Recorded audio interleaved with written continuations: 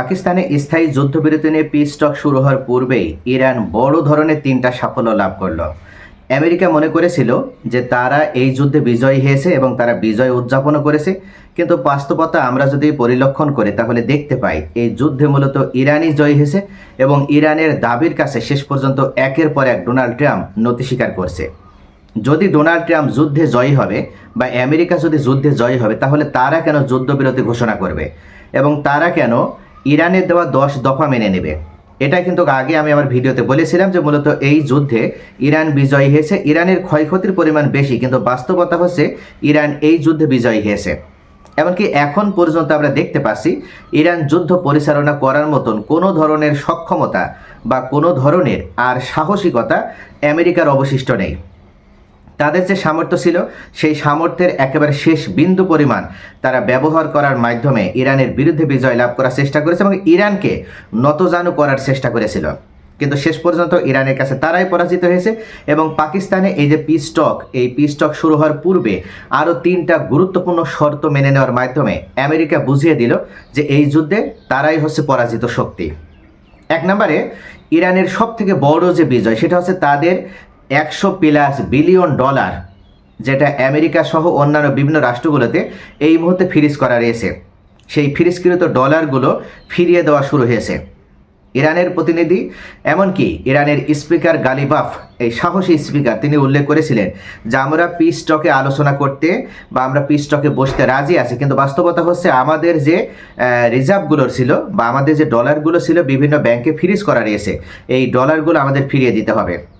এই নিশ্চয়তা এমনকি আমরা হাতে না পাওয়া পর্যন্ত আমরা কোনোভাবেই আমেরিকার সাথে বিশ্বাস করে বা আমেরিকার কথা মূল্যায়ন করে আমরা তাদের সাথে কোনো শান্তি আলোচনায় বসতে পারি না।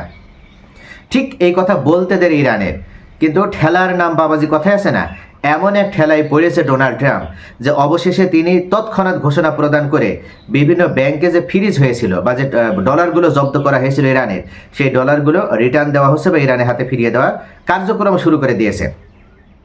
সবথেকে বেশি ডলার জব্দ করা হয়েছিল চীনে, 22 বিলিয়ন ডলার চীনে ইরানের এই ডলার জব্দ করা হয়েছিল। দক্ষিণ কোরিয়াতে 6 বিলিয়ন ডলার, কাতারে 7 বিলিয়ন ডলার, জাপানে 1.5 বিলিয়ন ডলার, এমনকি ইউরোপের লুক্সেমবার্গেও 1.6 বিলিয়ন ডলার।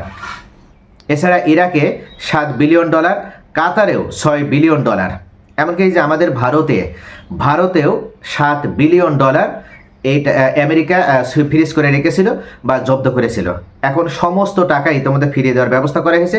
তবে সর্বপ্রথম দক্ষিণ কোরিয়া এবং কাতার থেকে 6 এবং 7 বিলিয়ন, এই 13 বিলিয়ন ডলার ইতিমধ্যে ইরানের হাতে ফিরিয়ে দেওয়া হয়েছে। অর্থাৎ প্রথম কন্ডিশনে আমেরিকা পরাজয় স্বীকার করে নিয়ে তারা ইরানের এই টাকা ফিরিয়ে দেওয়া শুরু করেছে। দ্বিতীয় শর্ত প্রদান করেছিল ইরানের পক্ষ থেকে, সেটা হচ্ছে আমাদের যে হরমুজ প্রণালী, এই হরমুজ প্রণালীতে আমরাই শুধুমাত্র আধিপত্য বিস্তার করব। এখানে যুদ্ধবিরতি হবে, যুদ্ধ স্থায়ীভাবে বিরতি হবে, কিন্তু কখনো হরমুজ প্রণালী নিয়ে কোনো আলোচনা হবে না। হরমুজ প্রণালী নিয়ে আলোচনা হবে, সেই আলোচনাটা এরকম, বিশ্বের বিভিন্ন যে বাণিজ্যিক জাহাজগুলো আছে সেই জাহাজগুলো আমরা আসা যাওয়ার সুযোগ করে দেব, কিন্তু টোল আদায় হবে শুধুমাত্র ইরানের দ্বারা এবং ইরান যে টোল আদায় করবে সেটা ইরানের রিয়ালে আদায় হবে। এটা কিন্তু ইরানের বড় একটা বিজয়। ডোনাল্ড ট্রাম্প এই কথা বলার সাথে সাথে মেনে নিয়েছে, উল্লেখ করেছে যে ঠিক আছে, এটা যেটা আন্তর্জাতিক আমরা পানিপথ হিসেবে ধরতাম, এটা আন্তর্জাতিক পানিপথ নয়, এখন থেকে এটা আমরা স্বীকৃতি প্রদান করবো, এমনকি জাতিসংঘের মাধ্যমে আইন হিসেবে পাশ করা হবে। হরমুজ প্রণালী শুধুমাত্র ইরানের, অর্থাৎ এই প্রণালীর উপরে সম্পূর্ণ কর্তৃত্ব ইরানের। ইরান এই প্রণালীতে তারা টোল আদায় করবে, তারা রাজস্ব আদায় করবে, এমনকি তারা ডলার নয়, তারা ইউয়ান নয়, তারা রিয়াল ইউরো নয়, তারা শুধুমাত্র ইরানি রিয়ালে তারা এই হচ্ছে আপনার শুল্ক আদায় করবে বা রাজস্ব আদায় করবে। ডোনাল্ড ট্রাম্প বা আমেরিকার পক্ষ থেকে এটা স্বীকার করে নেওয়া হয়েছে।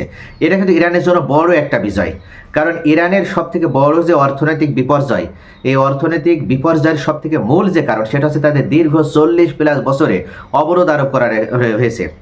এমনকি তাদের দেশে ডলার ঢোকার কোনো সুযোগ নেই, যে কারণে ডলারের বিপরীতে আমরা যদি দেখি তাহলে ইরান প্রায় 10 লক্ষ টাকায় চলে গেছে ইরানের একটা রিয়ালের মূল্য। অর্থাৎ যেখানে $1 সমান ইরানের 1 মিলিয়নেরও বেশি একটা রিয়ালের মূল্য চলে গেছে, সেখানে যদি ইরানের রিয়ালে তারা যদি তেল বিক্রি করে বা যদি রাজস্ব আদায় করে বা শুল্ক আদায় করে, তাহলে সেক্ষেত্রে সবথেকে বড় একটা সুবিধা হবে এই ডলারগুলো তাদের যে সংকট ছিল, ডলার সংকট কেটে যাবে এবং ডলারের উপরে নির্ভরশীলতা কমে আসবে। তখন ইরানের রিয়ালের ব্যাপক একটা মূল্য বৃদ্ধি পাবে। হুড় হুড় করে ইরানের রিয়ালের ব্যাপক মূল্য বৃদ্ধি পাবে এবং আকাশচুম্বী মূল্য হবে। তখন দেখা যাবে যে আমেরিকান ডলারকে পিছনে ফেলে ইরানের রিয়ালের মূল্য বৃদ্ধি পাবে। এই মুহূর্তে বিশ্বে যে পেট্রোডলার, এই পেট্রোডলারে মানে ডলারের যে মূল্যটা, এটা মূলত সৌদি আরবের কারণে বৃদ্ধি পেয়েছে। কিন্তু ইরান যখন একচ্ছত্র অধিপতি হিসেবে হরমুজ প্রণালী তারা নিয়ন্ত্রণ করবে পুরোপুরি এবং সেখানে রাজস্ব আদায় করবে এবং ইরানের তেল যখন বিক্রি করবে, তখন দেখা যাবে যে ডলারের মূল্যের পতন ঘটবে। সৌদিপন্থী তাদের যে বলয় রয়েছে তারাও এক প্রকার ইরানের উপরে তখন নির্ভরশীল হবে। ইতিমধ্যে ওমান, এমনকি কুয়েত তারা দেখিয়ে দিয়েছে, কাতারও দেখিয়ে দিয়েছে যে তারা এই মুহূর্তে তারা ইরানের সাথে যে কোনো ধরনের নেগোসিয়েশন করতে রাজি আছে। অর্থাৎ হরমুজ প্রণালীর উপরে আধিপত্য ধরে রাখতে পারলেই এটাই ইরানের সবথেকে বড় বিজয়। ইরানের হাতে পারমাণবিক বোমার কোনো প্রয়োজন নেই, ইরানের হাতে বিশেষ কোনো তেজস্ক্রিয়তার প্রয়োজন নেই। ইরানের একটা বড় অস্ত্র এই মুহূর্তে, সেটা হচ্ছে হরমুজ প্রণালী। এই হরমুজ প্রণালী ইরান যদি ধরে রাখতে পারে, ইরান শেষ পর্যন্ত বিজয় লাভ করবে। ইরানকে কখনো পরাজিত করা সম্ভব হবে না, কেননা ইরানের এই হরমুজ প্রণালী তাদের এক প্রকার হৃৎপিণ্ডে পরিণত হয়েছে এবং ইতিমধ্যে সেটা তারা প্রমাণও দিয়েছে। আর তৃতীয় যে বিজয়টা, সেটা পাকিস্তানের মাধ্যমে এই বিজয়টি হয়েছে এবং সেখানেও ইরান বড় ধরনের একটা কূটনৈতিক বিজয় লাভ করেছে। ইরানের পক্ষ থেকে এই মুহূর্তে প্রায় 13 থেকে 14 জন প্রতিনিধি তারা পাকিস্তানে অংশগ্রহণ করেছে। কিন্তু পাকিস্তানে তাদের এই প্রতিনিধি দল যারা অংশগ্রহণ করেছিল, টার্গেট করা হয়েছিল যে ইরান থেকে বের হয়ে তারা যে কোনো মুহূর্তে পাকিস্তানে পৌঁছাতে পারবে না, হয়তোবা তাদেরকে যে কোনো সময় টার্গেট করে ভূপাতিত করা হতে পারে বা তারা যে বিমানে করে পাকিস্তানে যাবে সেই বিমানকে টার্গেট করে ধ্বংস করা হতে পারে, ঠিক কাশেম সুলাইমানের মতন করে। কিন্তু এখানেও ইরান সফল হতে পেরেছে এবং তারা পাকিস্তানে একেবারে নিরাপত্তার সাথে পৌঁছাতে পেরেছে। তবে আজব একটা অসাধারণ একটা ডিকয় অবলম্বন করেছে ইরানের এই কৌশলীরা।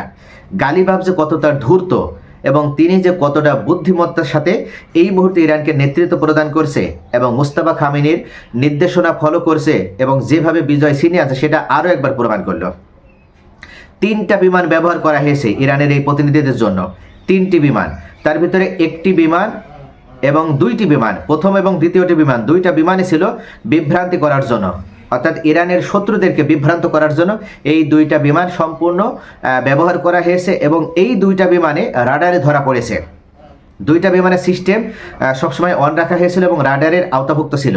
ধরে নেওয়া হয়েছিল আমেরিকারা, এমনকি পাকিস্তান, তারা সকলেই বুঝেছে যে এই 2টা বিমানে করে ইরানের প্রতিনিধিরা তারা পাকিস্তানে যাচ্ছে।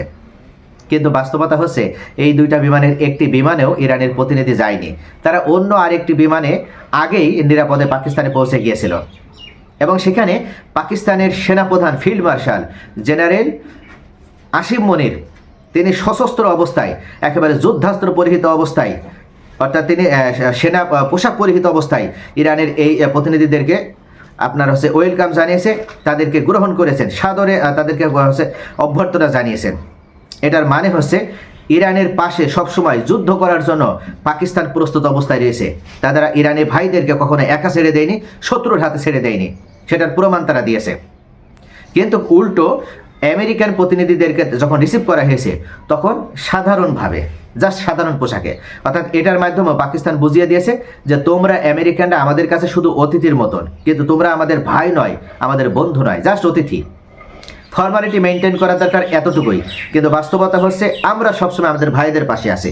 তো এই 3টা গুরুত্বপূর্ণ বড় বিজয় ইরান এই মুহূর্তে লাভ করেছে।